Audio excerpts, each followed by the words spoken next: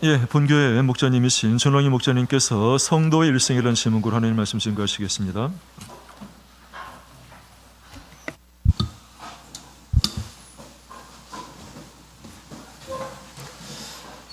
할렐루야. 주 예수 그리스도 이름으로 하나님 말씀 증거하겠습니다.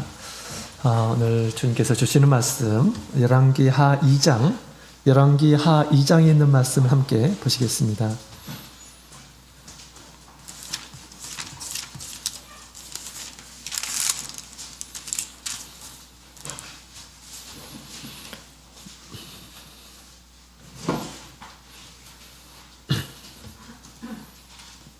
열왕기하 2장 우리 1절부터 11절까지 있는 말씀을 우리 한 구절씩 교도하도록 하겠습니다. 구약성경 561페이지 열왕기하 2장 1절. 여호와께서 회리바람으로 엘리야를 하늘에 올리고자 하실 때에 엘리야가 엘리사로 더불어 길갈에서 나가더니 엘리야가 엘리사에게 이르되 잠깐만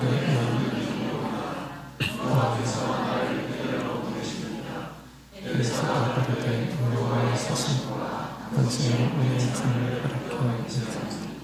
내가 당신을 떠나지 아니하겠나이다. 이에 그 사람이 베델에 있는 선지자의 생도들이 엘리사에게로 나와 이르되 여호와께서 오늘날 당신의 선생을 당신의 머리 위로 취하실 줄을 아나이까. 가로되 나도 아노니 너희는 잠잠하라. 엘리사가 저에게 이르되 엘리사야 잠깐만 여호와께서 나를 이르러 보내시느니라. 엘리사가 가로되 여호와의 사신과 당신의 은혜의 삶을 가르쳐 내가 당신을 떠나지 않겠나이다 하니라. 저희가 여리고에 있는 선지자의 생도들이 엘리사에게 나와 이르되 여호와께서 오늘날 당신의 선생을 당신의 머리 위로 취하실 줄을 아나이까. 엘리사가 가로되 나도 아노니 너희는 잠잠하라.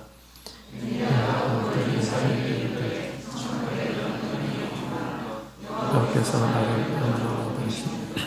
저가 가로되 여호와의 사신과 당신의 본의 삶을 가리켜 문세하니 내가 당신을 떠나지 아니하겠나이다. 이에 두 사람이 행하니라.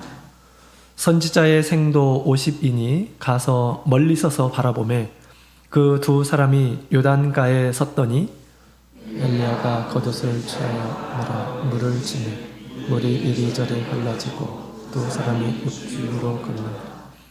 건너매 엘리야가 엘리사에게 이르되 나를 내게서 취하시기 전에 내가 내게 어떻게 할 것을 구하라. 엘리사가 가로되 당신의 영감이 갑절이나 내게 있기를 권하이다. 가로되 내가 어려운 일을 구하는도다. 그러나 내가 이 취하는 것을 내가 보면 그 일이 내게 이르리와 그렇지 않으면 이르지 않으리라 하고 두 사람이 행하며 말하더니 호련히 불수레와 불말들이 두 사람을 격하고 엘리야가 회리바람을 타고 승천하더라. 아멘. 할렐루야. 반갑습니다. 오늘 거룩한 안식일 맞아서 우리 하나님의 집에 이르시고 또 부득이한 경우 이렇게 영상을 통해서 우리 예배 자리에 참여하고 계시는 우리 모든 성도님들에게 주님께서 예비하신 안식과 또 큰 은혜 베풀어 주시기를 원합니다. 우리 코로나가 점점 가까워지고 있습니다. 우리 전국 교회 비슷한 현상인 것 같아요. 그럼에도 불구하고 저희를 지켜주시고 또 우리 마음을 지켜주신 우리 주님께 감사드립니다. 어떤 상황 가운데서도 우리 하나님의 뜻은 무엇일까요? 항상 기뻐하는 것이다. 우리 지난 시간에 함께 배웠습니다. 그래서 우리 옛날에 우리 사도교회 많은 성도들이 죽음 앞에서도 기뻐하며 찬양하며 세상을 떠난 이런 모습을 보여주었죠. 그죠? 그것이 우리 진실한 신앙의 모습이다 이렇게 생각이 됩니다. 그들에게는 분명히 이 세상이 전부가 아니고 영원한 그 세상을 바라보면서 주님을 바라보면서 이 세상을 이렇게 떠났으리라 생각이 됩니다. 또한 그것은 신앙의 힘을 또 온 세상에 드러내는 것이기도 하죠. 그래서 늘 우리 하나님 앞에서 기뻐하며 하나님의 뜻을 온전히 이루시는 우리 모든 성도님들이 되시기를 원합니다. 우리 교회 가운데서 코로나 걸리신 이런 분들이 계시는데 그러나 뭐 크게 당황하지 않고 또 그 기쁨이 사라지지 않는 그런 모습을 이렇게 보게 되었습니다. 주님께 감사드리고요. 늘 이렇게 기쁨이 사라지지 않는 그런 삶 가운데서 주님을 증거했으면 좋겠습니다. 우리 용서하는 이러한 사람들, 또 마음의 관용을 베풀 줄 아는 이러한 사람들, 또 그 여러 가지 염려 가운데서 주님을 찾고 기도하고 또 내가 할 수 없는 일들은 주님께 맡길 줄 아는 이러한 사람들, 또한 자족할 줄 아는 이러한 사람들이야말로 항상 기뻐할 수 있음을 지난 시간 함께 배웠습니다. 그런 마음을 갖추어서 하나님의 뜻을 이루시는 우리 모든 성도님들이 다 되셨으면 좋겠습니다. 자, 오늘 이 시간에는 우리 성도의 일생이라는 제목을 가지고 함께 말씀을 나누도록 하겠습니다. 하나님께서 우리 성도들을 부르시고 또 우리 하나님께서 마지막 날 영광의 날을 준비하고 계십니다. 우리는 그때까지 어떻게 살아야 될까요? 우리가 성도라고 한다면 어디를 가야 될까요? 우리가 꼭 가야 할 곳이 있다고 한다면 어디일까요? 우리 많은 크리스찬들은 성지라고 하면 이스라엘을 이렇게 생각합니다. 이스라엘에 한번 꼭 가고 싶다, 이런 생각을 가져요. 여유가 있으면, 또 시간적인 여유가 있고 경제적인 여유가 있으면 한번 꼭 예루살렘에, 이스라엘 나라에 한번 가봤으면 좋겠다라고 이렇게 소망을 품고 계시는 분들이 간혹 계십니다. 옛날에 저도 한번 이렇게 가본 적이 있어요. 그랬는데 제가 이렇게 많은 사람들이 의견이 다를 수 있겠지만 저는 그것이 정말 성지다 이렇게 느껴지지가 않았습니다. 거룩한 땅이다, 저 그렇게 생각하지 않았어요. 다 이렇게 이제 그런 이제 교회당이 세워지고 또 역사적인 그런 사실들을 알게 되면 이건 예수님께서 계셨을 때 그런 모습이 아닙니다. 다 현대화되어 있고요. 그 다음에 그 후에 벌어진 여러 가지 역사적인 그런 사건들을 통해서 다 이게 그때 당시 예수님께서 계셨던 그 당시의 모습은 아닙니다. 그래서 제가 생각하기에 많은 돈을 투자하고 또 많은 그런 시간들을 투자하고 반드시 가볼 만한 그런 것이냐, 저는 좀 회의적이었습니다. 평가는 다를 수 있기 때문에 이렇게 가볼 수는 있습니다. 그러나 우리가 성도가 꼭 가야 되는 곳은 아니다, 이런 생각이 이렇게 듭니다. 참고적으로 다녀올 수 있죠. 자, 그렇다면 성도라고 한다면 죽기 전에 우리가 꼭 가야 할 곳은 도대체 어디가 있을까요? 자, 오늘 말씀을 통해서 귀한 말씀을 우리에게 주고 계시는데요. 우리 성도들의 가장 큰 소망은 무엇입니까? 하나님의 나라에 들어가는 것이죠. 영원한 하나님의 나라에 들어가는 것입니다. 오늘 본문의 내용을 보니까 바로 이 엘리야가 죽지 않고 살아서 승천하는 그런 모습을 보게 됩니다. 하나님께서 그를 부르시죠. 그래서 하늘에 오르고 불말과 불수레가 그들을 떼어놓으면서 우리 엘리야가 영광 가운데 우리 하나님의 부르심을 받는 그런 장면이 나옵니다. 자, 우리 예수님께서도 우리에게 이런 약속을 해주시고 천국을 약속해 주시고 또 예수님께서 다시 오실 것이다라는 것을 말씀하시고 우리 제자들을 남겨놓고 가셨습니다. 우리 예수님을 따르는 우리 성도들의 가장 큰 소망은 바로 영원한 하나님의 나라에 들어가는 것이죠. 자, 엘리야 선지자가 이렇게 먼저 하늘로 승천을 하였습니다. 자, 엘리야와 같은 그러한 모습으로 우리가 살게 된다면 엘리야처럼 우리도 하늘에 올라가게 될 것입니다. 자, 엘리야는 구약시대에 우리 예수님을 예표하는 그러한 인물이기도 하죠. 그래서 모든 그 대적자들을 물리치고 또 승천하고 우리 예수님께서도 이 땅에 오셔서 악한 무리들을 물리치시고 마귀 사탄을 이기시고 그 다음에 승천하셨습니다. 그렇죠? 자, 이때 우리 이제 그 엘리사는 엘리야의 제자죠. 엘리사는 엘리야의 제자입니다. 그래서 이 엘리야가 가는 곳마다 엘리야사가 끝까지 쫓는 일한 모습을 보게 됩니다. 여러분, 이와 같이 우리도 끝까지 예수님의 제자된 우리들도 우리를 부르실 때까지 끝까지 따라서 그 길을 걸어가야 되겠습니다. 예수님께서 승천하셨던 것처럼 우리가 그 길까지, 우리가 끝까지 쫓아가야 한다라는 것입니다. 자, 우리 하나님께서 엘리야를 이렇게 이제 하늘로 부르시기 전에 우리 하나님께서 그로 하여금 아주 역사적인 그런 장소, 또 의미 있는 그런 장소에 이리저리 이렇게 우리 다니셨습니다. 인도하셨죠. 자, 그곳이 어디인가라는 것을 같이 살펴보면서 우리 구원받는 이런 성도들이 우리의 마음을 어디에다 둘 것인지, 주님께서는 우리를 어디로 인도하시는지를 늘 살펴보면서 그 길을 따라서 우리 성도들이 꼭 가야 할 그런 곳을 따라서 가시면 마침내 우리 엘리야와 같이 주님의 부르심을 받고 영광 가운데 승천하게 될 것입니다. 그때는 정말 우리 지금 별 볼 일 없는 그런 우리 인간의 모습이 아니라 정말 화려하고 또 영광스럽고 아주 강하고 또 쇠하지 않는 모습으로 호련히 변화되어서 이제 주님 계신 천국에 들어가게 될 것입니다. 마치 우리 애벌레가 아주 때가 되면 아주 화려한 나비가 되어서 공중을 훨훨 나르듯이 그렇게 될 것입니다. 우리 점점점 우리 육신은 후패된다라고 그렇게 얘기하죠. 후패돼. 아무리 이 세상에서 많은 좋은 것들을 누린다 하더라도 때가 되면 다 이런 것들이 부질없는 육신이 점점점 후패되면서 사실은 이 모든 세상에 있는 것들이 나의 생명을 지켜줄 수 없는 것입니다. 주님만이 우리 영원한 생명을 우리에게 약속해 주시면서 또 그 나라를 이렇게 예비하고 계시는 것이죠. 주님을 믿고 끝까지 따르는 일한 사람들은 영광 가운데에서 우리 몸이 호련히 변화되어서 아름다운 그 나라에 들어가게 될 것입니다. 이것이 우리의 인생의 참된 소망이 되어야 하겠습니다.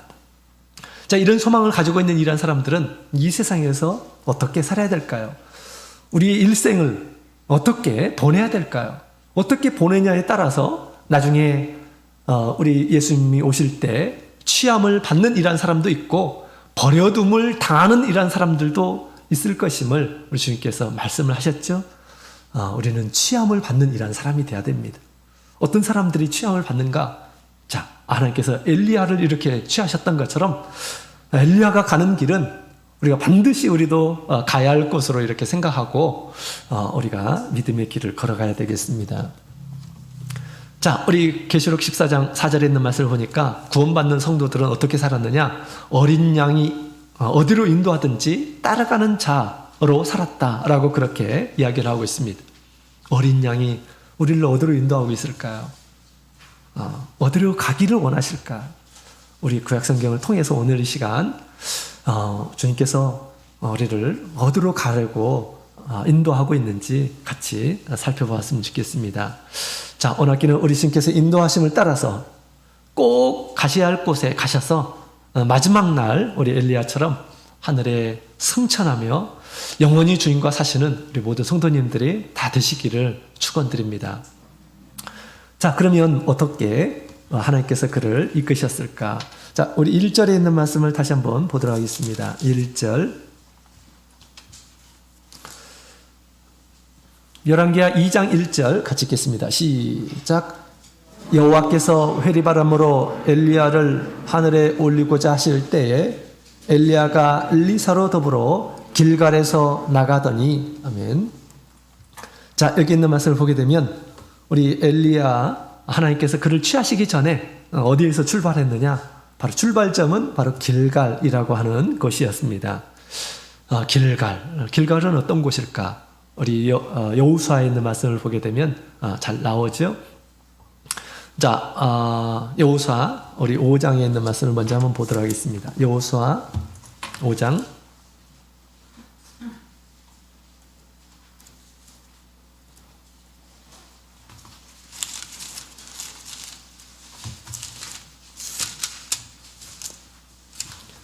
여호수아 5장 우리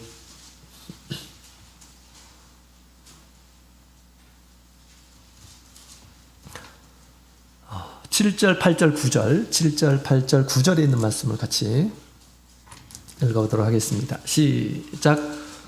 그들의 대를 잇게 하신 이 자손에게 여호수아가 할례를 행하였으니 길에서는 그들에게 할례를 행치 못하였으므로 할례 없는 자가 되었음이더라. 온 백성에게 할례 행하기를 피라매 백성이 진중 각 처소에 처하여 낫기를 기다릴 때에 여호와께서 여호수아에게 이르시되 내가 오늘날 애굽의 수치를 너희에게 굴러가게 하였다 하셨으므로 그곳 이름을 오늘까지 길갈이라 하느니라. 아멘. 자, 여기 보게 되면 길갈이라는 말이 처음 시작하게 된 이유에 대해서 얘기하고 있습니다. 이스라엘 백성들이 이제 요단강을 건넜어요. 광야에 있다가 40년 동안 광야에 있다가 이제 드디어 요단강을 건넜습니다. 그래서 첫 번째 도착한 것이 어디냐? 바로 길갈이라는 곳인데 그 길갈에서 지금 어떤 일이 있었습니까? 우리 이제 요단강을 건너고 나서 그 큰 기적의 사건을 이렇게 기념하기 위해서 이 길갈에다가 12도들을 취하여서 쌓아놓았죠. 그래서 하나님께서 이 기적을 행하셨다는 것을 자손들에게 이제 상기하도록 하고 교육하도록 하기 위해서 그 일들을 하도록 했습니다. 자, 그리고 또 길갈이라고 한 것은 이 길갈이라는 뜻은 굴리다라고 하는 그런 뜻인데 그동안 이제 이스라엘 백성들이 애굽에서 나와가지고 그동안 할례를 행하지 않았습니다.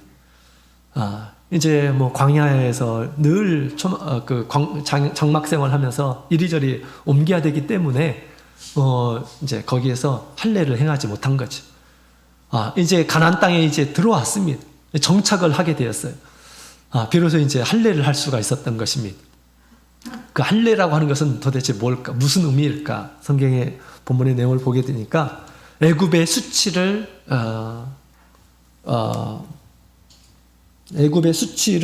굴러가게 하였다라고 그렇게 이야기를 하고 있습니다. 애굽의 수치, 애굽의 죄악, 이것들을 굴러가게 하였다라는 그런 의미로 길갈이라고 이렇게 졌는데요. 여러분, 굴리다. 옛날에 운동회 때 우리가 공굴리기 있지, 그죠? 굉장히 크고 한 것들을 굴려서 이렇게 시합하는 그런 게임입니다. 그런 것처럼 우리 하나님 보시기에 이 백성들의 죄가 많고 크다라는 것을 그렇게 얘기해주고 있는 것입니다. 이것을 다 굴려서 그냥 던질 수도 없어요. 너무나 커가지고 굴려가지고 버린 것입니다. 그래서 그것을 길갈이다라고 그렇게 이렇게 명칭을 한 것입니다. 애굽의 수치, 더러움, 죄악 이런 것들을 깨끗하게 이제 씻어주시는 그런 장소가 바로 길갈이라고 하는 것입니다. 자, 그래서 할례는 사실은 우리 더러운 것들을 제하여 버리는 그런 의식이다라는 것을 또 이 사건을 통해서 알려주고 있습니다. 자, 그래서 역사적인 이 장소에서 이제 하나님께서 그를 부르시고 또 그를 인도하시는 그런 장면을 보게 됩니다. 그래서 이 길갈이라고 하는 것은 어떤 의미가 있느냐면 우리 성도들의 출발점이 바로 길갈이다라는 것을 우리에게 얘기해 주고 있습니다. 이 죄인에서 성도가 되는 곳이 어디냐? 바로 길갈이라고 하는 것입니다. 인류는 본래 우리 모든 사람들이 다 죄인입니다. 마귀의 권세 아래에서 부끄러운 그런 수치 가운데에서 그동안 살아왔습니다. 한번 죽는 것은 하나님께서 선행해 주신 것이고 나중에 모든 일한 사람들이 다 심판을 받아서 형벌을 받아야 되는 그런 운명이었던 것이죠.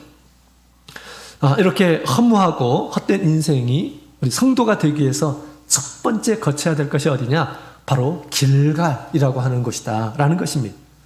우리 하나님께서 세상을 사랑해 주셔서 예수 그리스도를 보내주셔서 우리 죄인을 대신해서 그 모든 죄를 감당하게 해주셨습니다. 이제 예수님을 구주로 믿고 세례를 받는 이런 사람들은 구원을 받는다라고 그렇게 우리 주님께서 선언해 주셨죠. 거기서 말하는 구원이라고 하는 것은 이 세상의 모든 부끄러운 수치들을 다 굴려보내 주신다라는 것입니다. 더러운 것들을 다 깨끗하게 해주신다라는 거예요. 그래서 이 길갈이라고 하는 영적인 그런 장소는 바로 우리가 예수 그리스도 안에서 예수를 믿고 세례를 받은 그때를 가리켜서 얘기하고 있는 것입니다. 자, 사도행전 22장 우리 16절에 있는 말씀을 보게 되면 이제는 왜 주저하느뇨? 일어나 주의 이름을 불러 세례를 받고 내 죄를 씻으라 라고 그렇게 얘기하죠. 세례를 받게 되면, 올바른 세례를 받게 되면 놀라운 일이 벌어지는 것입니다. 우리 모든 죄악들이 다 굴러가게 되고요. 우리 하나님 앞에서 새로운 생명, 새로운 피조물이 되어서 하나님 앞에 거룩한 성도로 이렇게 살아가게 해주시는 것입니다. 자, 사람이 구원을 얻으려면 반드시 우리 길갈을 거쳐야 하는 것입니다. 그래서 제대로 우리가 세례 공부를 잘 받고 세례를 받게 되게 되면 하나님의 큰 은혜가 이렇게 임하게 됩니다. 내가 이제 세상 사람이 아니구나. 내가 죄인이 아니구나. 하나님의 사람이구나. 라는 것을 이렇게 경험을 하게 됩니다. 내가 이제 앞으로 새롭게 살아야지. 이런 생각을 갖는 것이에요. 옛날에 한 교회에서 한 어르신이 이렇게 세례를 받으셨습니다. 참 올바른 그런 마음으로 세례를 받으셨어요. 그래서 어떤 일을 하셨냐면 그동안 당신이 옛날부터 쓰셨던 것들을 정리하기 시작했습니다. 그 중에 한 개가 뭐냐면 신발을 새 걸로 사셨어요. 그래서 이제 앞으로는 내가 더러운 신발을, 지금까지 살아왔던 신발을 다 이제 버리고 새로운 신발을 다 갖춰가지고 앞으로 새로운 사람으로, 하나님 앞에 새로운 사람으로 살아야겠다, 이런 마음의 결심을 하고 이렇게 사신 분이 계십니다. 이런 마음들은 우리 하나님께서 그런 새로운 마음들을 주시는 것이, 거룩한 마음들을 주시는 것이죠. 그죠? 성도가 되었기 때문에 이제 그렇게 살아야 된다는 것을 하나님께서 알게 해주신 것입니다. 그렇죠. 예전에 우리가 가지 말아야 될 것들, 하지 말아야 될 것들, 이런 것들 우리 하나님께서 이제는 알려주시는 거죠. 앞으로는 내가 그렇게 살아서는 안 되겠다라는 그런 생각을 갖게 되는 것이죠. 자, 이와 같이 우리 성도들의 출발점은 바로 길갈이라고 하는 것인데요. 여기 계신 모든 분들은 아마도 길갈을 거쳤을 것입니다. 이제 하나님의 성도로 이 세상에서 살아가도록 그렇게 배려해 주신 것이죠. 주님께 감사드립니다. 자, 우리가 성도라고 한다면 이 길갈에서 우리가 이제 믿음 생활을 처음 이제 시작을 하게 된 거죠. 우리 성도라고 한다면 또 어디를 가야 될까요? 마땅히 어디를 가야 될까요? 자, 우리 2절에 있는 말씀을 같이 읽어보도록 하겠습니다. 열왕기하 2장 2절.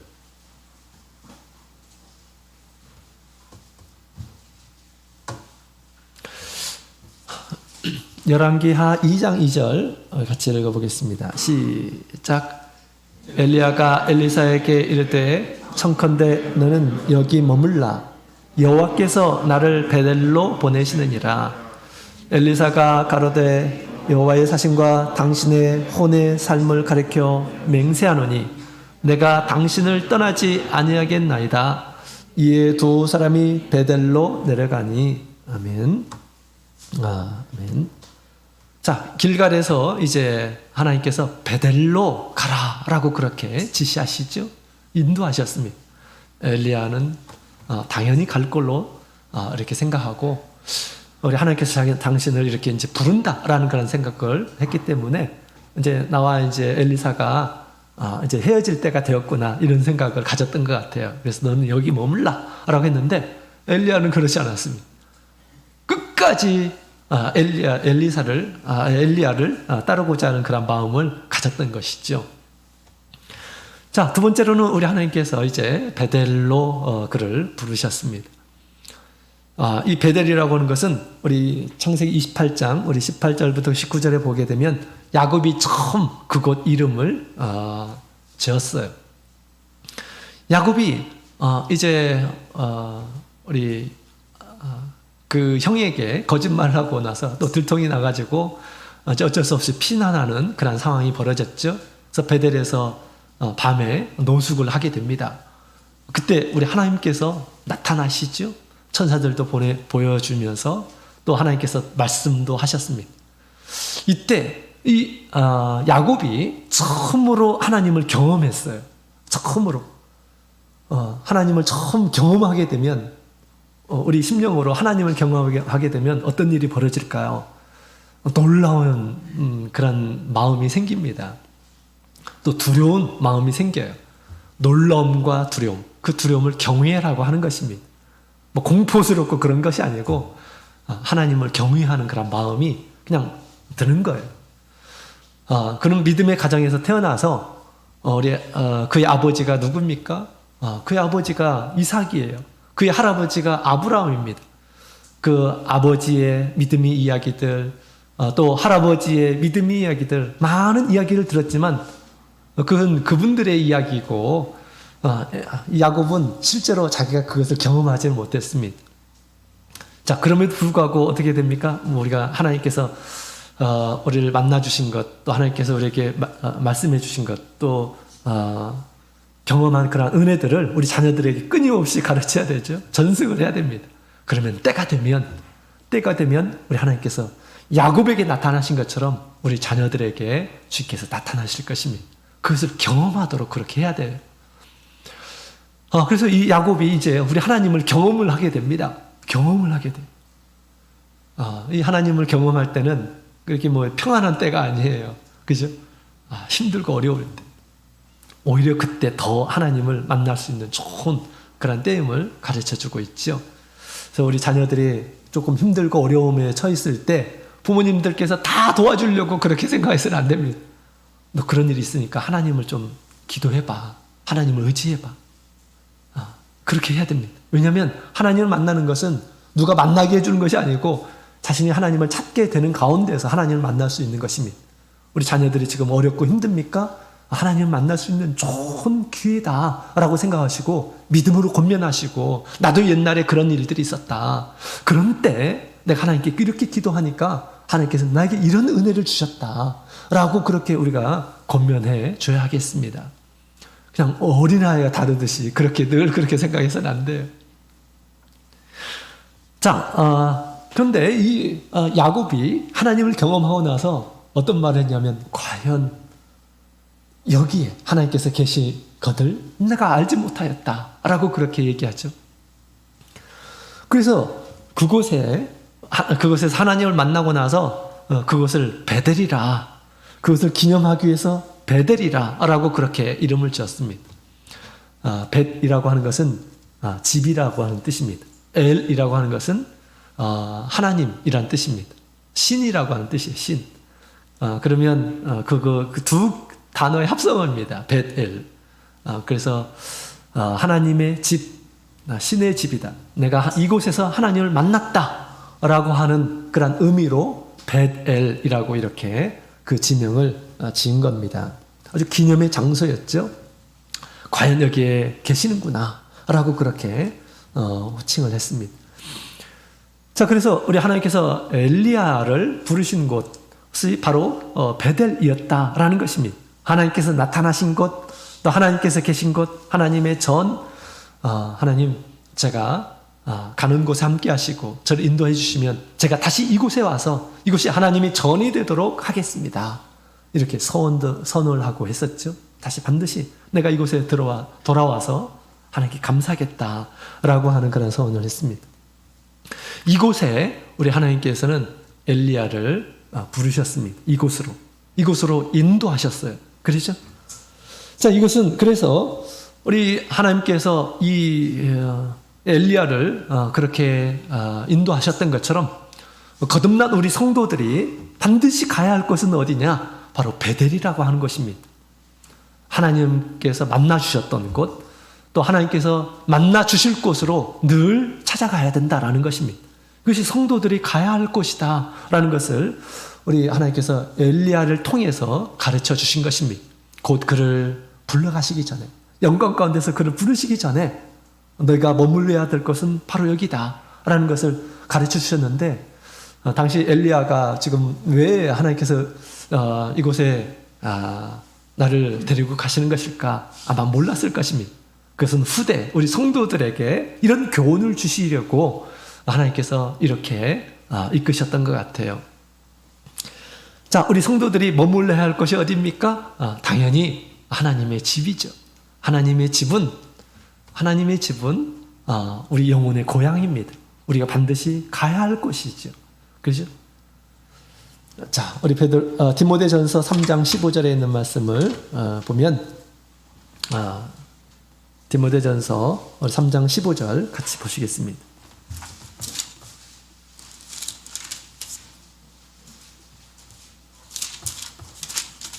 디모데 후서군요. 죄송합니다. 아니, 디모데 전서네요. 3장 15절이군요. 3장 15절. 자, 우리 같이 읽겠습니다. 시작. 만일 내가 지체하면 너로 하나님의 집에서 어떻게 행해야 할 것을 알게 하려 함이니 이 집은 살아계신 하나님의 교회요 진리의 기둥과 터이니라. 아멘. 자, 우리 하나님의 집은 하나님의 교회는 바로 하나님의 집이다 라고 그렇게 가르쳐주고 있습니다. 이 교회는 하나님의 집이에요. 하나님께서 계신 곳, 하나님께서 세우신 곳, 하나님께서 기다리고 계시는 곳이다라는 것입니다. 예수님께서도 공생에 사실 때 어린 아이의 시절에 하나님의 집에 대해서 마음을 두셨죠. 내가 여기 있어야 될 것을 알지 못하셨나니까 라고 그렇게 예수님께서도 말씀을 하셨습니다. 자, 그래서 우리 성도들의 마음은 늘 어디에 있어야 되는가? 바로 교회에 머물러야 한다라는 것입니다. 계시록 1장 13절에 보면 예수님께서 오늘날 어디에 계실까요? 촛대 사이에 거니시고 계신다라고 그렇게 얘기합니다. 촛대는 무엇일까요? 교회이다라고 그렇게 가르쳐주고 있습니다. 늘 이곳에서 우리 주님께서는 만나주시고 세상에서 여러 가지 어떤 무거운 짐들과 수고로움 그 짐들을 가볍게 해주시고 또 위로해 주시고 또 이 세상에 어떻게 살아야 될지 가르쳐 주시고 또 능력으로 함께 해주시는 것이 바로 이 교회임을 가르쳐 주고 있습니다. 뿐만 아니라 우리의 더러운 것들을 깨끗하게 씻어주는 것이 우리 주님의 몸된 곳입니다. 그래서 우리가 늘 마음에 둬야 될 것은 바로 베델이라고 하는 곳이다라는 것입니다. 이것은 우리 주님의 집이라고 그랬죠. 여러분 저희 집에 오면 제가 좋아하는 것들이 있을 겁니다. 그죠? 여러분들의 집은 여러분들이 좋아하는 것, 여러분들의 소유가 있을 것입니다. 그죠? 여러분들의 소유. 코로나 기간 때문에 제가 대신방을 해야 되는데 아직 그렇게 하지를 못하고 있습니다. 그 대신 우리 교회에서 우리 신방을 할까 합니다. 나중에 우리 교무님을 통해서 교무님과 함께 좀 시간 분배를 할 테니까 교회에서 일단 신방을 갖도록 하겠습니다. 어쨌든 여러분들의 집에 가게 되면 평상시 여러분들의 마음을 두고 좋아하는 것들이 여러분들의 집에 가득할 것입니다. 그것을 좀 제가 보고 싶은데 다음 기회로 하고요. 이처럼 우리 하나님의 집에는 하나님께서 가지고 계시는 것들이 다 가득하다라는 것입니다. 좋은 것들로 하나님의 좋은 것들로 가득해요. 하나님의 집이기 때문에 하나님의 위로, 하나님의 사랑, 하나님의 능력, 하나님의 지혜 모든 것들이 다 가득한 것입니다. 그렇죠? 그래서 우리가 하나님의 집에 마음을 두는 이러한 사람들은 복이 있는 이러한 사람들입니다. 시편 84편에 있는 말씀을 보면 또 이런 말씀이 있죠. 시편 84편 5절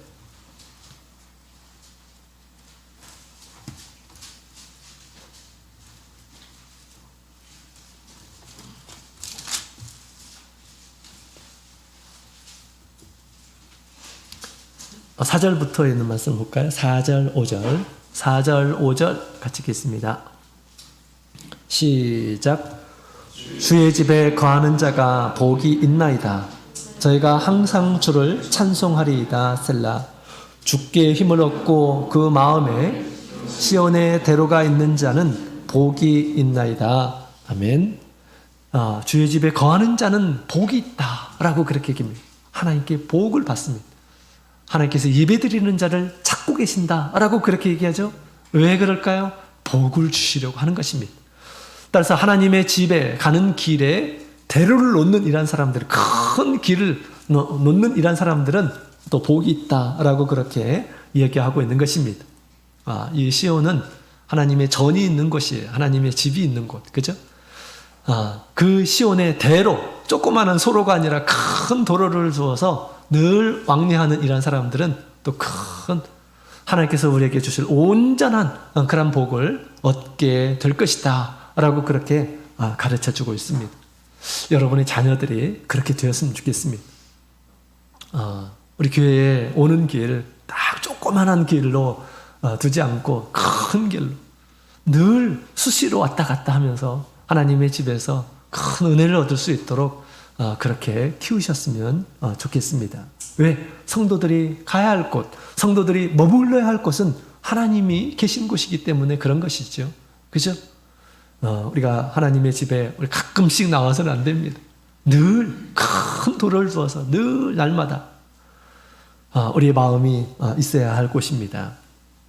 하나님께서 왜 저에게 이런 은혜를 주셨을까 생각해 보면 그랬던 것 같아요. 저는 저희 집과 교회, 학교밖에 없습니다. 그래서 늘 제가 고등학교 2학년 때 이제 전도가 되어서 하나님의 이 살아계심이 느껴지면서 늘 교회를 수시로 다녔어요. 그래서 학교 갔다가 돌아오는 길에 교회 가서 기도하고 집으로 오고 늘 그런 반복이었습니다.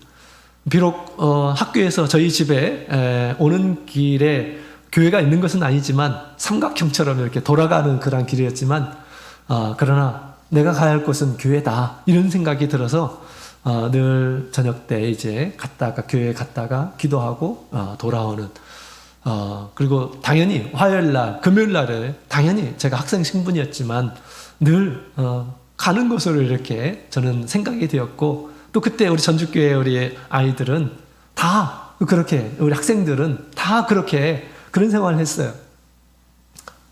우리 중학생도 그랬고 고등학생들도 그랬고 특히 고등학교 2학년, 3학년 우리 다니는 그런 친구들은 더 열심으로 믿음 생활을 하셨어요.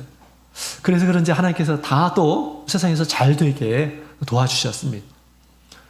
대로를 둔 거죠. 대로를 큰 길을 둔 겁니다. 대학 다닐 때에도 그런 생활의 반복이었습니다. 늘 학교 갔다가 그 다음에 시간 나면 교회 갔다가 교회에서 기도하고 교회에서 성경 보고 교회에서 아이들과 함께 있으면서 그 다음에 집으로 오고 그런 생활을 계속해서 했습니다. 그래서 하나님께서 너는 교회에 있어야 되겠다 이런 생각하시고 저를 이 자리로 이렇게 부르시고 쓰시는 것 같다라는 생각이 듭니다. 정말 감사하죠. 별로 제가 뭐 가진 것도 없고 그렇지만 하나님께서 너는 이제 교회를 그렇게 좋아하니까 그냥 교회에서 살으라 라고 그렇게 하나님께서 그렇게 해주신 것 같아요. 진짜 감사드립니다. 하나님의 집을 가까이 하는 우리 모든 성도님들이 되어서 하나님께서 주시고자 하는 그런 놀라운 그런 복들을 늘 누리시는 우리 성도님들이 다 되었으면 좋겠습니다. 그 다음에 또 우리 열왕기 하 2장 4절에 있는 말씀을 보도록 하겠습니다. 열왕기 하 2장 4절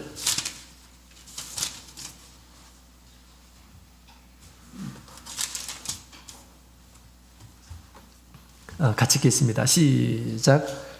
엘리야가 저에게 이르되 엘리야야 청컨대 너는 여기 머물라 여호와께서 나를 여리고로 보내시느니라. 엘리사가 가로되 여호와의 사심과 당신의 혼의 삶을 가리켜 맹세하노니 내가 당신을 떠나지 아니하겠나이다 하니라. 저희가 여리고에 이르매. 아멘. 자, 우리 세 번째로 간 곳이 바로 여리고라고 하는 곳입니다. 하나님께서 인도하신 것이에요. 자기가 제 발로 간 것이 아니고 하나님께서 너는 이곳에 가야 된다. 그 말씀을 따라서 이제 여리고로 가게 되었습니다. 자, 여리고라고 하는 것은 도대체 어떤 곳일까? 역사적인 장소죠. 여호수아 6장에 있는 말씀을 보게 되면 이스라엘 백성들이 가나안에 들어와서 처음 싸움했던 장소입니다. 싸움터가 바로 여리고였습니다. 우리 정확하게 얘기하자면 거기가 싸웠던 곳이 아니고 하나님께서 그들에게 승리를 주신 곳이다, 이렇게 말을 할 수가 있습니다. 어쨌든 전쟁을 치른 곳입니다. 아주 여리고는 특별한 곳이었죠. 그리고 가나안에서 가장 오래된 그런 성읍 중에 하나이고요. 교통의 요충지였습니다. 비옥한 평야가 이렇게 펼쳐져 있는 곳입니다. 우리 이스라엘 가보신 분은 잘 아시겠지만 이제 여리고가 요단강에 이렇게 근접해 있잖아요. 넓은 평지 가운데 있습니다. 교통도 좋은 곳입니다. 이제 중앙 쪽으로 가게 되면 중앙 산맥이 이렇게 있죠. 그래서 거기는 굉장히 좋은 땅이고, 그 다음에 많은 숲들도 이렇게 우거져 있고 그렇습니다. 그래서 역사적으로 거기를 차지하기 위해서 많은 전쟁이 일어났던 곳이고요. 또 여리고 성읍은 그만큼 많은 전쟁이 있기 때문에 더욱 튼튼하게 이제 방비할 수 있도록 큰 성들이 이렇게 있었던 곳이었습니다. 좋은 땅이에요, 거기는. 자, 이스라엘 백성들이 거기를 이제 차지하게 되었던 것이죠. 아주 비옥한 평원이라고 그랬는데, 여리고라고 하는 뜻은, 여리고라고 하는 이 히브리어 단어의 뜻은 이런 뜻입니다. 향기로운, 풍성한. 그 주변에서 굉장히 풍성한 것이에요. 그 다음에 이 땅으로서 어떤 향기를 나타내는, 품게 해주는 그런 곳이다 라는 것입니다. 자, 이 정도로 여리고는 그런 곳이구나, 이렇게 생각하시면 되겠습니다. 아주 좋은 곳이에요. 아주 그동안 사막의 길을 걸어왔던 그들이 이제 요단 강의 물줄기, 그 생명의 물줄기로 인해서 넓은 평야가 이렇게 있고, 거기서 많은 나무들이 우거져 있고, 또 식물들이 거기서 나고, 그래서 어떻게 보면 이 이스라엘 백성들이 저기 광야 생활을 하다가 가나안 땅에 들어왔을 때 첫 번째 보았던 아주 비옥한 그런 땅이었던 것이죠. 자, 거기에 이제 가도록 했던 것입니다. 자, 우리 세 번째 이른 곳은 바로 싸움터이고요. 종려나무가 우거진 곳이고, 향기로운 것이고, 풍성한 곳입니다. 자, 이것은 우리에게 어떤 의미를 주느냐? 우리 성도들이 꼭 가야 할 곳이 지금 여리고다라는 것을 얘기해 주고 있습니다. 여리고는 두 가지 의미가 있죠. 첫 번째로는 싸움터라고 그랬죠. 싸움터. 그 싸움터에서 이기는 자가 무엇을 얻을까요? 여리고라고 하는 것을 얻는다라는 것을 얘기해 주고 있는 것입니다. 여리고가 뭐라고 그랬어요? 풍성한, 향기로운. 여리고에서 이기는 사람이 비로소 그 여리고를 차지할 수가 있게 되는 것입니다. 정복하게 되는 것입니다. 그 풍성한 땅을 얻게 되는 거예요. 인생의 향기로움을 누리게 된다라는 것을 우리에게 가르쳐주고 있는 것입니다. 그러나 그 여리고에 가지 못하고 그 싸움에서 이기지 못하게 되면 그것들을 누리지 못해요. 하나님께서 주시는 풍성한 것들을 얻을 수가 없습니다. 그죠? 그런 의미가 있는 것입니다. 여러분, 우리 하나님의 집에 오게 되면 하나님의 많은 말씀들을 듣습니다. 하나님의 말씀을 듣는데, 하나님의 말씀들은 다 뭡니까? 뭐라고 주시는 걸까요? 그 말씀을 지키라고 주시는 말씀이에요. 그 말씀을 지키는 자들은 복을 누리게 됩니다. 근데 그 지키는 것을 우리가 그냥 지키는 것이 아닙니다. 마음속에 큰 영적인 전쟁, 그 갈등 가운데서 전쟁을 하게 돼요. 내가 이 말씀을 지켜야 될 것인가? 말아야 될 것인가? 마음속에서 자신의 그 신앙의 정도에 따라서 늘 싸움의 삶을 삽니다. 또 그렇게 해야 되는 것이고요. 그죠? 영적인 싸움이 있는 거예요. 우리 마음 가운데. 그 싸움터로 우리 하나님께서는 부르시는 것입니다. 거기에서 믿음을 가지고 하나님의 말씀을 따라서 이기는 이란 사람들은 하나님께서 주시는 축복, 그 풍성한 그런 은혜들을 체험을 하게 되고요. 하나님의 말씀을 거역하고 그냥 변명하면서 그 말씀을 지키지를 않으려고 하고 그러면 하나님께서 예비하시는 것들을 복을 누릴 수가 없는 거예요. 정복하지 못하는데 어떻게 누릴 수가 있겠습니까? 그렇죠? 그렇습니다. 그런데 여러분, 내가 생각하기에 이 말씀은 내가 너무 힘들다. 내가 너무 어렵다. 이런 것들이 별로 없어요, 사실은. 여러분, 전쟁에서 이길 수 있는 방법은 그렇게 어려운 것이 아니에요. 우리 하나님께서 여리고 굉장히 튼튼한 곳이거든요. 이스라엘 백성들은 별로 무기도 없어요. 그런데 승리하게 해주셨어요. 어떻게 하면 승리할 수 있을까요? 그냥 하나님의 말씀을 따라서 그냥 한 바퀴씩 돌고, 하루에 한 바퀴씩 돌고, 7번째 날에 7번 돌고, 그 다음에 함성을 지르니까 그게 와르르 무너졌다라는 것입니다. 하나님의 말씀도 마찬가지. 하나님의 말씀을 가지고 이김의 삶은 우리의 어떤 능력으로 이기는 것이 아닙니다. 그냥 단순하게 하나님, 이것은 하나님의 말씀이구나. 내가 지켜야겠구나. 하나님께서 나를 위해서 주시는 그런 말씀이니까 내가 지켜야겠구나. 그래서 그것을 온전히 지키지 못한다 하더라도 그냥 전진하는 것입니다. 하루에 한 바퀴씩 도는 것처럼. 그것이 무너지지 않는다 하더라도 그냥 도는 거예요. 돌다 보게 되면, 때가 되면 하나님께서 이김을 주신다라는 것입니다. 하나님께서 여리고를 이기게 해주셔가지고 그들이 승리하게 된 거예요. 믿음의 마음으로 한 발짝 한 발짝 걸으시기 바랍니다. 그러면 하나님께서 이김을 주실 거예요. 이룰 수 없는 것이 없습니다. 왜? 하나님께서 이김을 주시는 것이고 내가 싸워서 이기는 것이 아니기 때문에 그런 것입니다. 지금 내가 믿음의 삶을 걸어가고 있는가? 하나님의 말씀을 따라서 내가 걸어가고 있는가? 사실은 이것이 더 중요한 그런 문제인 것입니다. 자, 우리 하나님의 말씀들이 참 많이 있죠. 아주 많이 있습니다. 자신의 믿음의 정도에 따라서 이 정도는 우스운 거예요. 우리가 처음 믿는 이란 분들은 우리 세상의 어떤 좋지 못한 그런 행실들에 대해서 단속을 하죠. 술 마시는 이란 분들은 이제 술을 마시면 안 된다. 담배를 피워서는 안 된다. 돈에 대한 어떤 욕심 이런 것들에 대해서도 얘기를 합니다. 지나친 어떤 취미생활 이런 것들도 얘기를 하고 그렇죠. 왜? 하나님의 뜻을 이룰 수 없으니까. 또 우리의 어떤 성격, 우리가 가지고 있는 성품 이런 것들도 하나님께서 말씀하십니다. 노하는 것들을 더디하라. 그죠? 또 사람이 노하는 것은 하나님의 뜻을 이루지 못한다. 뭐 이런 말씀도 있고. 또 내가 미워하는 이런 사람들을 사랑하라. 용서하라. 이런 말씀들도 있고 그렇습니다. 나의 믿음의 정도에 따라서 내가 받아들이는 사람도 있고 천천히 그것을 받아들이는 사람들도 있고 그렇습니다.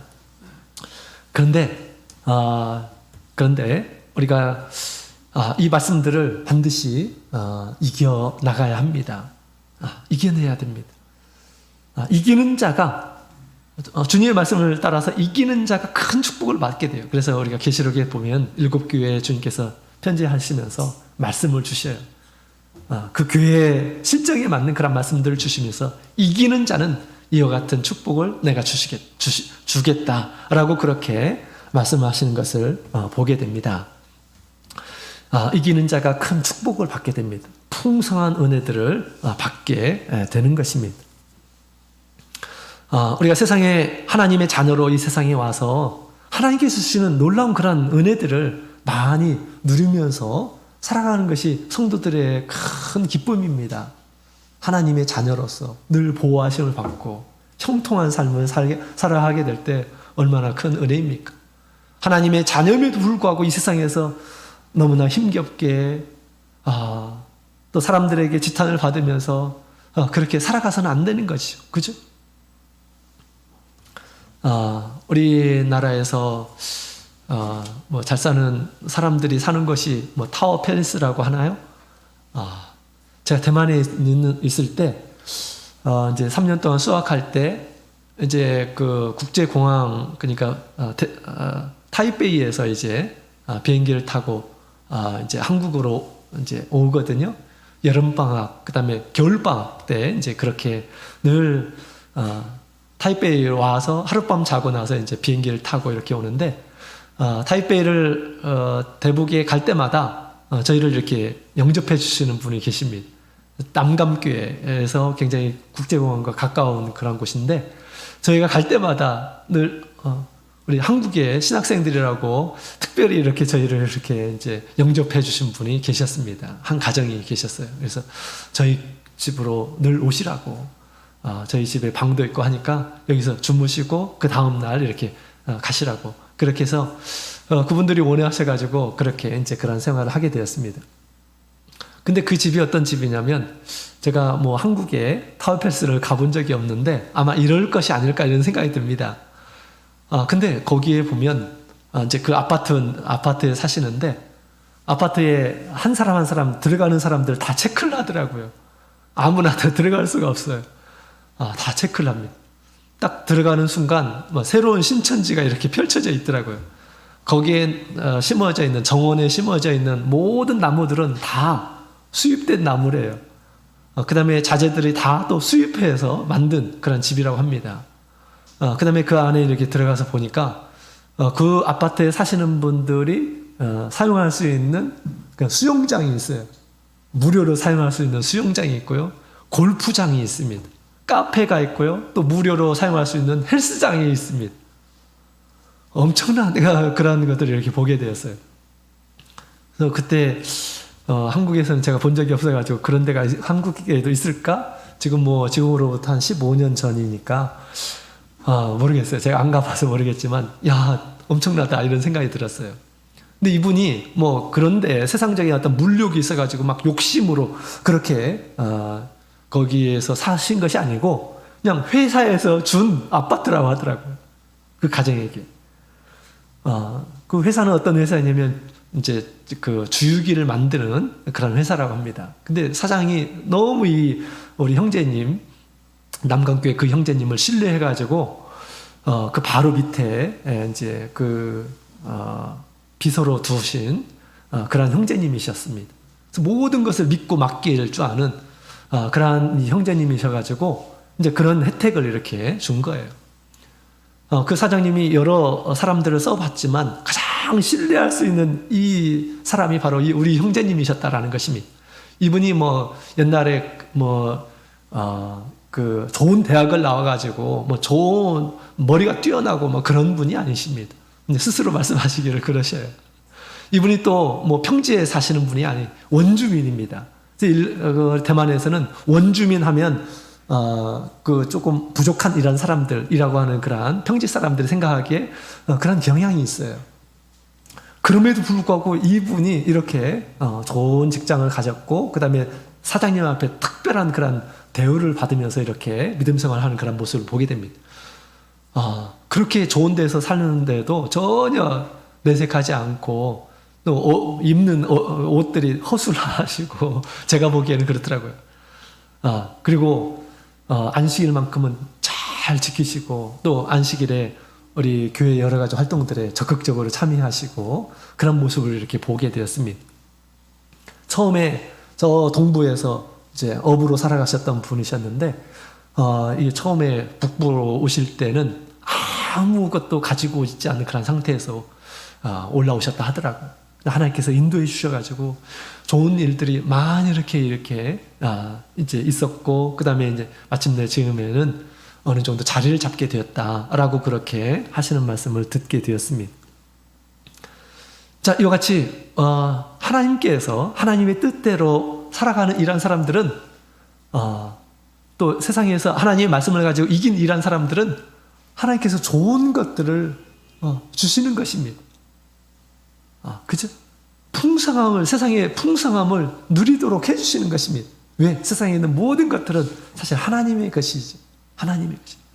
우리 세상에 있는 것을 막 잡으려고 막 열심히 그렇게 살지 않아도 우리 하나님께서 모든 것을 주관하고 계시기 때문에 적당하게 하나님께서 우리에게 필요한 것들을 다 공급해 주실 줄로 믿습니다. 어떤 사람들에게 이기는 사람들, 싸움에서 이길 줄 아는 이러한 사람들에게 자, 우리가 인생의 참된 진리를 발견하고 우리가 진리의 말씀을 우리가 듣게 되었을 때 그 말씀을 따라서 우리가 열심히 싸워 나가야 되겠습니다. 뭐 세상에서 좋은 것들을 얻기 위해서 믿음을 포기하거나 이것은 어리석은 그런 사람들이에요. 이런 사람들은 하나님의 풍요함을 누릴 수가 없어요. 오히려 있는 것마저 빼앗기는 이런 사람들을 보게 됩니다. 우리 에덴 동산을 하나님께서 귀하게 예비하신 것이죠. 하나님께서 큰 은혜를 우리 아담과 하와에게 주셨어요. 그러나 아담과 하와가 그곳에서 살면서 하나님의 말씀을 저버립니다. 하나님의 말씀을 저버리니까 어떻게 됩니까? 있는 것마저 빼앗기는 그런 신세가 되었다라는 것입니다. 그렇죠? 우리 나오미가 그랬습니다. 나오미가 이스라엘 나라에 살다가 가뭄이 있어가지고 어떻게 했나요? 그 하나님의 이 약속의 땅을 버리고 모압 땅에 갔습니다. 모압 땅에 가게 되면 더 좋게, 더 잘 살 줄로 생각했어요. 그런데 그렇게 됐습니까? 그렇지 않아요. 남편도 잃게 되었고 자녀들도 다 잃게 되었고 내가 있는 것마저 다 잃게 되었다라고 그렇게 얘기하고 있습니다. 하나님을 떠나서 뭔가 세상에서 더 좋은 것들을 얻기 위해서 노력하는 이러한 사람들 참 어리석은 그런 결정을 하는 것입니다. 있는 것마저 빼앗기게 될 것이다라는 것을 얘기해 주고 있습니다. 세상에 있는 것들은 그냥 있는 것이 아니고 하나님께서 주관하고 계시고요. 하나님께서 관리하고 계십니다. 하나님의 말씀을 따라서 사는 이러한 사람들에게 우리의 필요한 모든 것들을 흡족하게 채워주시고 그 믿음을 보시죠. 처음에는 싸우는데 어떻게 싸우는지 하나님께서 보십니다. 그래서 그 믿음의 삶을 걸어가는 이러한 사람들에게 주님께서 풍성함을 허락해 주십니다. 향기로운 삶을 살아가도록 그렇게 해주십니다. 그죠? 우리 믿음의 사람들을 보게 되면 다 그렇게 처음에는 여러 가지 역경들이 있을 수가 있어요. 요셉도 그랬고, 그죠? 다윗도 그렇고, 처음에 역경이 있어요. 그 역경을 믿음으로 이기는지, 이기지 않는지, 그죠? 이기는 이란 사람들에게 나중에는 하나님께서 큰 은혜를 이렇게 베푸시는 것을 보게 됩니다. 우리 성도들 또한, 베델에 있는 우리 성도들 또한 하나님의 말씀을 들을 때 그 말씀을 가지고 열심히 싸워야 돼요. 하나님의 말씀을 가지고 열심히 자기 자신을 지킬 줄 알아야 됩니다. 그럴 때 주님께서 우리에게 풍성함을 누리게 하십니다. 싸우지 못하는 이라는 사람들은 우리가 가지고 있는 것마저 빼앗긴다고 그랬죠. 자, 그래서는 안 되겠습니다. 자, 그 다음에 우리 6절에 있는 말씀을 같이 보도록 하겠습니다. 6절. 열왕기하 2장 6절 같이 읽겠습니다. 시작. 엘리야가 또 엘리사에게 이르되 청컨대 너는 여기 머물라. 여호와께서 나를 요단으로 보내시느니라. 저가 가로되 여호와의 사심과 당신의 혼의 삶을 가리켜 맹세하노니 내가 당신을 떠나지 아니하겠나이다. 이에 두 사람이 행하니라. 아멘. 자, 그 다음에 우리 하나님께서 인도하신 곳은 요단으로 보내셨어요. 엘리야를 요단으로 가라 라고 그렇게 말씀하셨죠. 이 요단이라고 하는 곳은 요단강이 있는 곳이죠. 요단강. 그래서 요단강이라고 하는 것은 우리가 이스라엘의 지형을 보게 되면 요단강은 굉장히 밑으로 내려가는 곳입니다. 평균 해수면보다 바다의 높이보다 약 200m 그리고 저 하류 저 사해 쪽에는 약 400m까지 더 낮은 곳에 있어요. 그래서 요단에 가려면 어떻게 됩니까? 쭉 내려가야 돼요. 요단이라고 하는 뜻은 바로 내려가는 이라는 뜻이에요. 하나님께서 내려가라 라고 말씀하신 것입니다. 요단으로 가라 라고 하는 것은 내려가라 라고 하는 그런 뜻입니다. 자, 그때 우리 하나님께서 이제 그를 승천하게 해주셨던 것이죠. 자, 엘리야에게 낮은 강으로 내려가도록 그렇게 하셨습니다. 자, 그래서 우리 성도들에게 있어서 요단강은 무엇을 의미하고 있는가? 요단이라고 하는 것은 내려가는 곳이라고 그랬죠.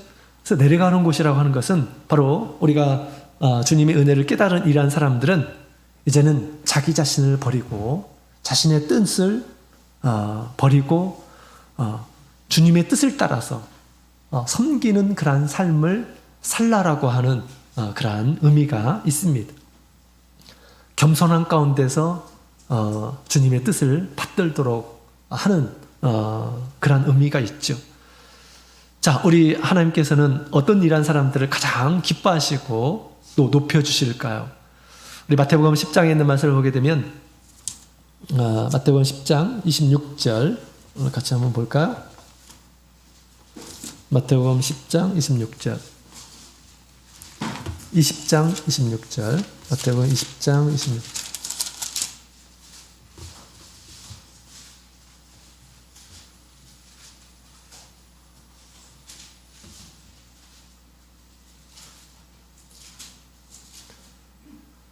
마태복음 20장 26절 같이 읽겠습니다. 시작.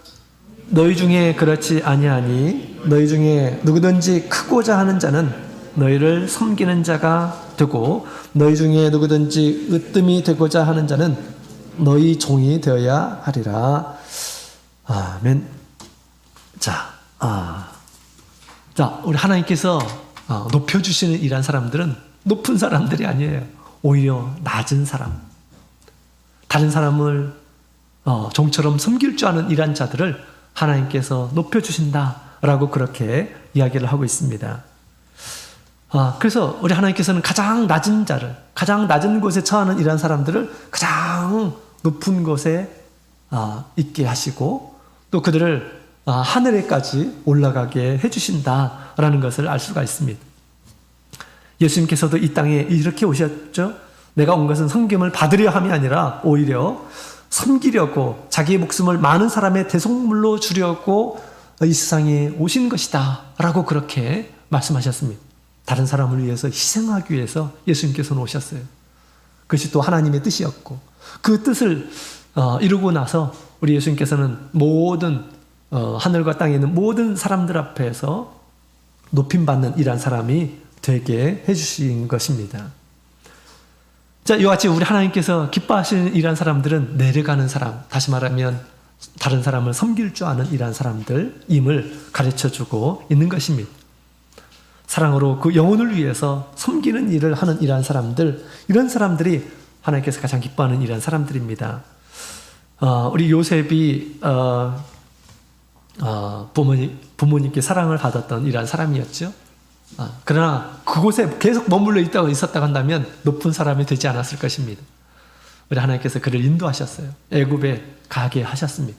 애굽에서 어디로 가게 했습니까? 제일 낮은 곳, 종처럼 살아가게 했죠. 종처럼. 감옥에서도 종처럼 살아가도록 했습니다. 가장 낮은 곳에서 다른 사람을 섬기는 일들을 하게 했습니다. 그러고 나서 나중에 어떻게 됐습니까? 가장 높은 곳에 이르게 되죠. 총리 다음으로 가는 그 애굽 나라를 다 다스리는 이런 사람이 되게 해주었다라는 것입니다. 이처럼 우리가 하나님의 귀한 은혜들을 맛본 이런 사람들이라고 한다면 또 세상의 모든 것들이 하나님의 뜻이라고 한다면 하나님께서 가지고 계신 것이고 우리 영혼마저 우리 생명마저 주님의 것이라고 느낀다고 한다면 또 지금까지 살아왔던 모든 삶이 주님의 예비하심과 주님의 도우심과 지키심이라고 한다고 한다면 우리가 어떻게 살아야 될까요? 마지막의 삶은 온전히 자기의 모든 것을 들여서 주님께 드리는 삶, 섬기는 삶, 또 교회를 섬기는 그런 삶을 살아가는 이러한 사람들 가장 하나님께서 기뻐하시리라 그렇게 생각이 됩니다. 옛날에 대만에 이제 제가 수학을 할 때 대만 총회 여러분 다 가보셨죠? 규모가 굉장히 상당히 크죠? 또 성도님들도 굉장히 많습니다. 이제 식사를 하려면 점심 때 식사를 하려면 막 동그라면 테이블이 얼마나 많은지 몰라요. 거기서 다 이제 성도님들 몇백 명이 식사를 하고 그렇습니다. 거기 주방장이 계셔요. 그 주방장 솜씨가 너무너무 좋습니다. 다 총회 음식 드셔보셨나요? 좋으셨죠? 언제 한번 가봐야겠네요. 근데 그분이 옛날에 대만에 사시면서 꿈이 있었답니다. 그 꿈이 뭐냐? 유럽 쪽에 아주 근사한 자기 이름의 식당을 차리는 것이었어요. 식당. 그래서 열심히 노력해가지고 정말 실제로 유럽에 가서 식당을 이렇게 차렸습니다. 식당을 차리면 막 굉장히 근사하고 그 다음에 이제 자기의 삶이 정말 막 날아갈 듯이 기쁘고 그런 줄로 생각을 했습니다. 근데 식당을 차렸는데 그런 마음이 들질 않는 거예요. 근데 거기에서 우리 참예수교회를 발견을 하게 되었습니다. 참예수교회 다니는 우리 성도를 보니까 자기 이름으로 식당을 차린 분도 안 계시고 큰 사업을 해서 성공하는 이런 사람들도 없는데 늘 기뻐하는 그런 모습을 보게 된 것입니다.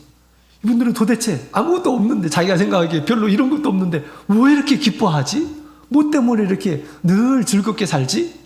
궁금했다라는 것입니다. 그래가지고 이제 교회를 다니시기 시작했고 그래서 하나님을 만나게 되었고 나중에 그런 생각을 하게 됐답니다. 이 성도님들이 너무너무 귀한데 이분들을 내가 어떻게 하면 섬길 수 있을까라는 그런 생각을 하게 되었답니다.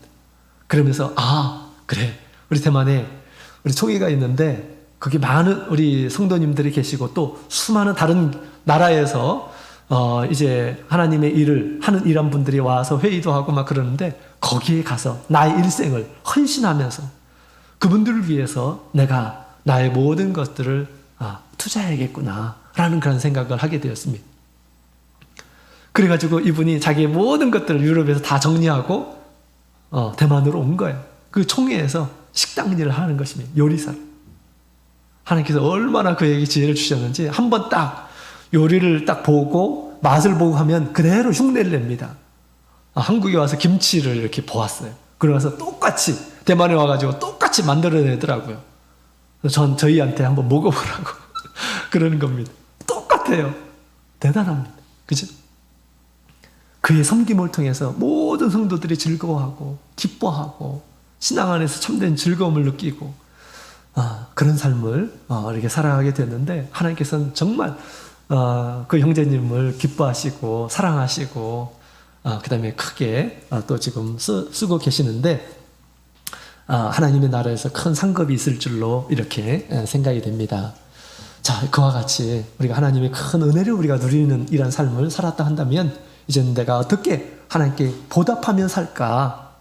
어떻게 자기를 비우고 낮은 모습으로 교회를 섬기고 성도들을 섬기면서 도와가면서 살까? 이런 궁리를 하는 이런 사람들이 나중에 이런 사람들이 어디에 있는 사람입니까? 요단강에 머무는 이런 사람들입니다. 주님의 승천을, 주님의 부르심을 기다리는 이런 사람들이에요. 여러분 거기까지 가야 됩니다. 주님께서 기뻐하실 만한 그런 성도의 모습으로 가야 돼요. 우리가 길갈에 머물러 있어서는 될까요? 안 될까요? 안 되는 것입니다. 늘 길갈에 내가 이제 세례를 받았으니까 예수님 오시게 되면 날 기쁘시게 여기겠지. 천만의 말씀. 길갈에만 머물러 있어서는 안 됩니다. 또 베델에만 계시면 안 되지. 베델 그냥 듣는 것으로 끝나서는 일은 절대 안 됩니다. 듣고 잊어버리고 그렇게 살면 안 되지. 여리고를 향해 가야겠습니다. 여리고에서 승리의 맛을 우리가 느껴야 되겠습니다. 주님께서 주시는 풍성함을 우리가 깨달아야 되겠죠. 자, 그리고 그런 풍성함을 누릴 줄 아는 이런 사람들은 반드시 또 요단으로 내려가야 됩니다. 그 요단에서 열심히 부지런히 자기의 삶으로 주님께서 나를 구원해 주시고 또 나를 지켜주시고 나에게 약속하신 것들을 기대하면서 기다림의 삶을 살게 될 때 열심히 일하는 가운데서 기다림의 삶을 살 때 언젠가 주님께서 우리를 영광 가운데서 부르실 것입니다. 엘리야와 같이 그런 모습으로 우리 예수님을 맞이하시는 우리 모든 성도님들이 다 되셨으면 좋겠습니다. 자, 같이 묵도드리겠습니다.